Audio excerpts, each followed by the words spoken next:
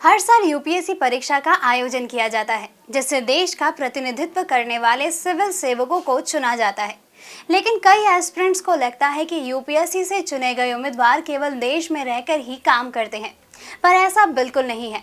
UPSC की परीक्षा में सफल होने के बाद एस्पिरेंट्स को एक ऐसा पद भी दिया जाता है जिससे उन्हें विदेशों में न केवल जाने का मौका मिलता है, बल्कि उन्हें वहां रहकर काम भी करना होता है। हम जिस पद की बात कर रहे हैं वे है आईएफएस यानी इंडियन फॉरेन सर्विस। यह भारतीय प्रशासनिक सेवा यानी आईएएस और भारतीय पुलिस सेवा यानी आईपीएस जैसे अन्य प्रमुख विभागों की तरह ही है, लेकिन विदेश में भारत की सबसे प्रतिष्ठित नागरिक सेवाओं में से एक है। भारत के विदेश सचिव भारतीय विदेश सेवा विभाग के प्रशासनिक मुख्य होते हैं। इंडियन फॉरेन सर्विस केवल ब्यूरोक्रेसी ही नहीं, इंटरनेशनल डिप्लोमेसी यानी अंतर्राष्ट्रीय राजनयिक सेवा में प्रवेश होता है। यहाँ तो हम सभी को पता है कि यूपीएससी क्रैक करके ही आईएफएस का पद मिलता है, लेकिन कई लोगों को ये नहीं पता कि विदेश सेवा का एक सफल अधिकारी बनने की बुनियाद क्या होती है, यानी उनकी ट्रेनिंग कैसे और कहाँ होती है। तो आइए जानते हैं आज के इस वीडियो में। सिविल सेवा परीक्षा पास करने के बाद भी ट्रेनी अधिकारी को आईएफएस अधिकारी बनने के लिए 3 साल तक परीक्षण देना पड़ता है।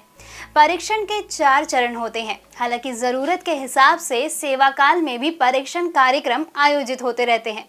इसकी शुरुआत 4 महीने की ट्रेनिंग के साथ होती है, जो लबासना में सभी ट्रेनी अधिकारियों के साथ होती है, जहां कई अन्य विशिष्ट भारतीय सिविल सेवा संगठनों के सदस्यों को भी परीक्षित किया जाता है। नए सदस्य एक प्रोबेशन अवधि से गुजरते हैं। इस दौरान उन्हें प्रोबेशनर कहा जाता है। लाल बहादुर शास्त्री राष्ट्रीय प्रशासनिक अकादमी का परीक्षण पूरा करने के बाद प्रोबेशनर्स आगे के परीक्षण के साथ साथ विभिन्न सरकारी निकायों के साथ संलग्न होने और भारत और विदेश में भ्रमण के लिए नई दिल्ली स्थित विदेश सेवा संस्था में दाखिल लेते हैं। विदेश सेवा संस्थान में दाखिला लेते हैं।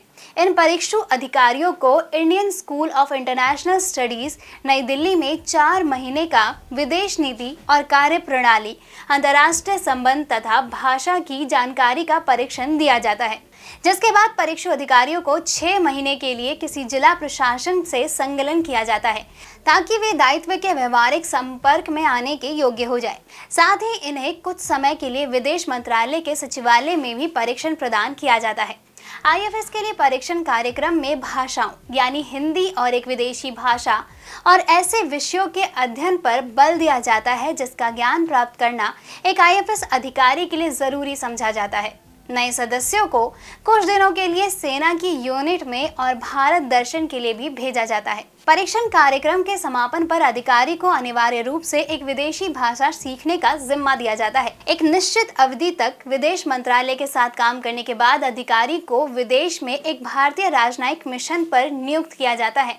वहां अधिकारी भाषा का परीक्षण प्राप्त करते हैं और फिर इससे सीएलएफ में दक्षता प्राप्त करने और एक परीक्षा उत्तीर्ण करने की अपेक्षा की जाती है। उसके बाद ही इन्हें सेवा में बने रहने की अनुमति दी जाती है। तो दोस्तों, अब आपको पता चल ही गया होगा कि एक आईएफएस अधिकारी को कितने समय तक और किन किन परीक्षाओं का सामना करना पड़ता है अपनी ट्रेनिंग के दौरान। दोस्तों, अगर आपको हमारा ये वीडियो पसंद आया हो तो इसे अपने दोस्तों के साथ भी जरूर शेयर करें, और अगर आपके पास हमारे कोई भी सवाल हो तो उसे कमेंट में लिख के हमें जरूर बताएं। जल्द ही आपसे फिर मुलाकात होगी एक नई वीडियो पे एक नए टॉपिक के साथ। तब तक के लिए नमस्कार।